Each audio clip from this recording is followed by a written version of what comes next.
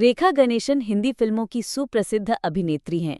रेखा को अभिनय में ज्यादा रुचि नहीं थी, लेकिन रेखा के परिवार की आर्थिक स्थिति अच्छी न होने के कारण उनको अपना स्कूल छोड़ना पड़ा।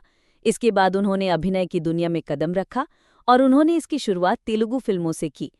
वो समय उनके जीवन का बहुत ही कठिन समय रहा।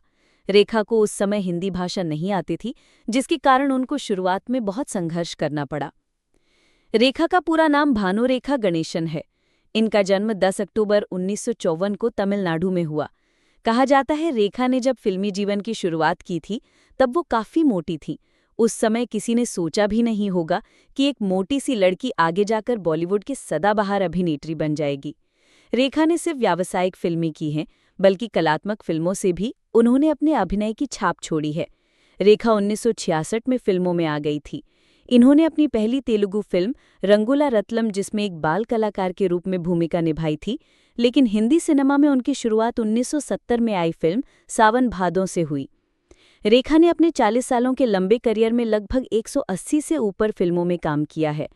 अपने करियर के दौरान उन्होंने कई दमदार रोल किए और कई मजबूत फीमेल किरदार को पर्दे पर बेहतरीन तरीके से पेश किया।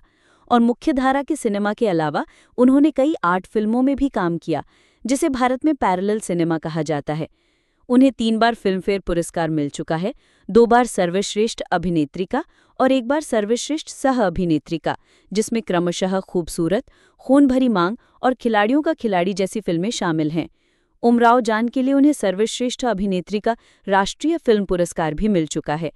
उनके करियर का ग्राफ कई बार नीचे भी गिरा, लेकिन कि उन्होंने अपने को कई बार इससे उबारा और स्टेटस को बरकरार रखने की उनकी क्षमता ने सभी का दिल जीता। 2010 में उन्हें भारत सरकार की ओर से पद्मश्री सम्मान से भी नवाजा गया। रेखा का जन्म चेन्नई में तमिल अभिनेता जेमिनी गणेशन और तेलुगु अभिनेत्री पुष्पावली के यहाँ हुआ। उनके पिता अभिनेता के तौर पर काफी सफल हुए और रेखा भी उन्हीं के पदचिन्हों पर चली। वे तेलुगु को अपनी मातृभाषा मानती हैं। वे हिंदी, तमिल और अंग्रेजी भी अच्छे से बोल लेती हैं।